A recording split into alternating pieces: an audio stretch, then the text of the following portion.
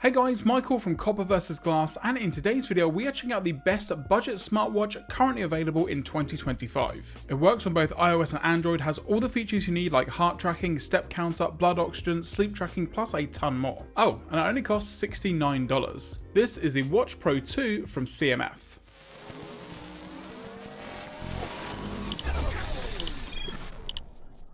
So for that super low price tag, what can you expect? We're going to be going over the design, including materials, screen and watch bands, the function of the watch, and of course to see if you can use it for your everyday modern on-the-go experience, and then look into any compromises. Because at $150 less than the cheapest Apple Watch and $220 less than Samsung's offering, they have to be cutting corners somewhere, right? Well, spoiler, yeah. So let's start with the unboxing. So here we have the Watch Pro 2. Now like I mentioned, it comes from CMF, which is a sub-brand of Nothing. So you know kind of what you're going to expect here design wise and in general what it's going to be looking like, and some of the Nothing OS features do kind of roll over to the watch side of things in the watch faces, which we'll take a look at in just a moment. Now I have gone for the orange variant, which does mean that it has a leather watch strap, but again on the side here you can see a little bit of the information with regards to some of the features here, with regards to the 1.3-inch AMOLED screen for example, the amazing battery life, GPS, workout options, so it's a pretty feature-packed watch, again for only $69. Now the packaging side of things does show that $69 price tag a little bit more. It's just a standard box, kind of like what you would expect with a more budget option.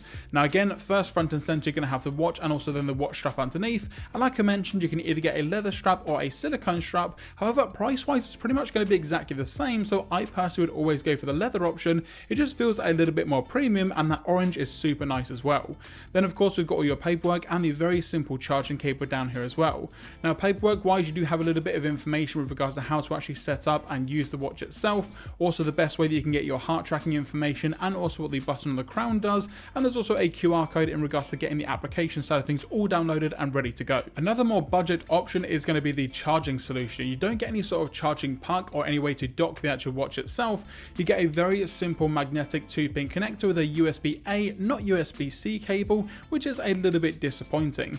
Cable wise it's also very short, so you're going to have it pretty close in regards to whatever you're going to be charging your watch, but the thing that I find with these sorts of cables is the magnets themselves just aren't very strong, and they do tend to pop off from time to time. Now for me, I've not had that issue with the Watch Pro 2, but you have to be a little bit more precise when actually putting the phone on charge. And then of course lastly you have the Watch Pro 2 itself, and already you can see that it's a pretty nice overall design here. So now we've got everything unboxed, how's the overall design? Well, it's a pretty nice overall mix of glass, metal, and in my case leather. You can of course get a silicone strap option or change it with any other strap due to the pretty universal watch size. When it comes to the body of the watch, you have an aluminium alloy with interchangeable bezel, so you can take it from this rounded design to have a more angular one. The metal also goes around the whole face of the watch and into the lugs, but then you get to the plastic bit, which is the housing of all the sensors and the charging pins. This is along with the speaker and the microphone on the watch. And you'll only have one button on the CMF Watch Pro 2, and it's basically a universal button. It can take you home, it can scroll, it can go back. It's pretty universal in regards to the overall use case, but there's no other options other than obviously using the touchscreen, which is my preferred way of using the actual watch. Around front we have the screen, and this is the part of the watch that in my opinion is actually super nice and even comparable to some watches 2, 3 or even 4 times more expensive. You have a 3.2-inch AMOLED screen coming in at 466 by 466, so this gives you a pretty dense PPI of 353. Brightness is also great with it peaking at around 620 nits, so in regards to outdoor viewing you've got no issues at all. And while the Watch Pro 2 seems fast in general, it also seems extremely quick due to the 60 frames per second that you get on the actual screen itself here. So it feels super snappy and responsive. You also have the option of an always on display to be able to see the time at all times. Yeah, it's battery life, but it's a great feature on a budget smartwatch like this. So now onto the software and using the watch day to day. Now for me, I've been using this particular Watch Pro 2 for around a week to a week and a half, so I've got a pretty good understanding of how well it's going to work. But to get the elephant out the room, it's unfortunately not running Google's Wear OS. So it does mean that it feels a little bit more budget than most without a big OS name behind it. But honestly, using the watch feels great with its own take on what they're doing here with the software. Now I couldn't see anywhere a name of the OS from either CMF or Nothing, but I do know that I'm running version 1.0.0.70 at the time of this recording. So straight off the bat I know that a ton of people like changing the watch faces on their smartwatch, so what you're getting here? Well, you're getting around 100 different smartwatch faces here from both CMF and Nothing, so you can kind of see what you're going to be getting here if you know what their design language is like. And it really shows, from the colours to the typeface, it has all of a very Nothing feel to it. Now with no OS behind it, you are stuck with these particular watch faces, so you can't install any third-party watch faces, but I think there's enough variety here that you can find one that you're going to really enjoy. Now I say stuck, but some of these watch faces are super good to look at. Now you can even smarten it up a bit with a traditional watch face with a little bit less colour and a smarter design, or you can go completely watch OS in regards to the typeface and the colour orientation here.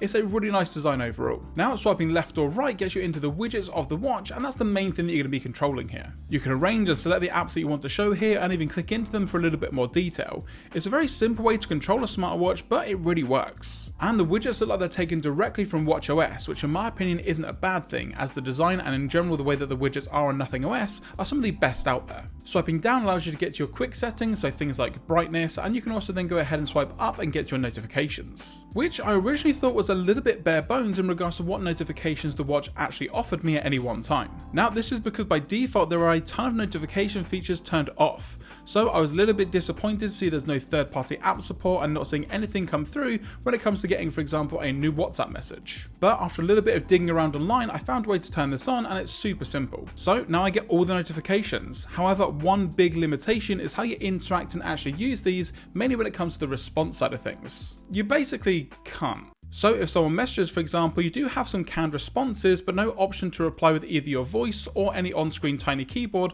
like you get on some other smartwatch offerings. So if you're the kind of person that wants to get a smartwatch to use less of their smartphone, this may not be the best option because you can't really use it as your main communication or social media device. It's nice to see notifications because then you know if you have to action anything on your phone, so you can use it a little bit less, but in general I still went to my Pixel anytime someone messaged me. And some other options like using the watch as a shutter required Bluetooth, which for some reason sometimes said that it wasn't connected, although it did show as a connection on my Pixel phone, so I'm not sure where the error lies there, whether it is with the watch itself or something on the phone side of things, but I did try it on both iOS and Android, and I kind of came across the same issue when it came to the connection. And of course you have all of the workout features that you would expect, such as heart rate tracking, steps, multiple workout options for runs and other exercises, and all of the good stuff to calm down, and of course sleep tracking and stress levels. So overall it's a pretty feature-packed watch, and again keeping in mind that it's only $69, I think that's pretty good in terms of what it offers here. So with all of these features built into the watch, what kind of battery life can you expect here? Well, the CMF website claims 11 days with lighter use and around 9 days with heavy everyday use,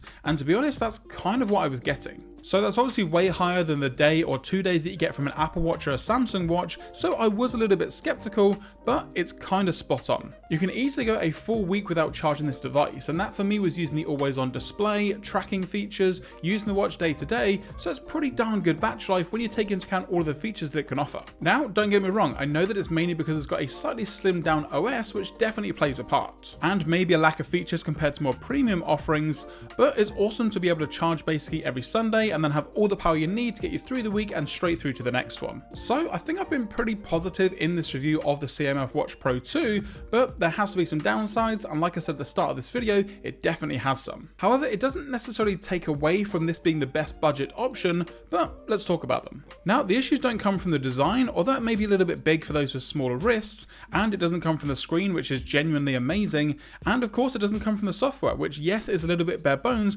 but 100% usable with great battery life. It comes from the connection of the watch to your device using Bluetooth. Now, like I mentioned, I've tried the Watch Pro 2 on both my iPhone 16 Pro and the Pixel 9 Pro, and without fail, you will need to repair the watch to your device at least once a day, or at least go into the application so that it reconnects and then transfers all of your data from the watch over to the app. But it does mean that if you want to really rely on this smartwatch for workout data, sleep data, or notifications, the Watch Pro 2 at this moment in time just isn't as reliable as I'd like it to be. However, I am hopeful that this issue can be resolved. Now, having a quick look online, a ton of other people are having the same connection issues, so I'm guessing that Nothing or CMF are aware of it, so hopefully moving forward we're going to have some sort of software update that rectifies this.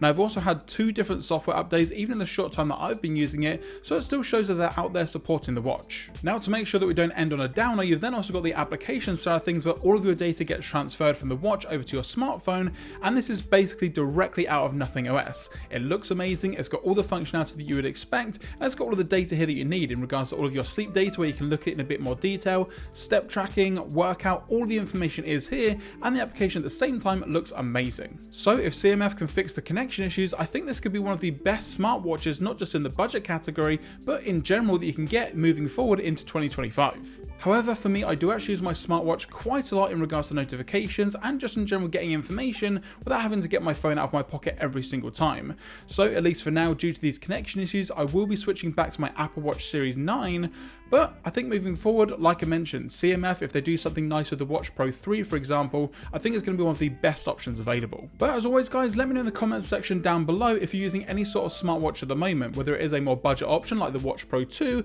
or something more premium from Apple, Samsung, or even the Google Pixel Watch, for example. If you did enjoy this video, be sure to leave a thumbs up down below, and if you're not already subscribed, now is a great time to do so. And once you've hit that subscribe button, don't forget to turn on your notifications so you're notified anytime I post a video here on the channel. I'm Michael from Copper vs Glass, thanks very much for watching, and I will catch you guys in the next video.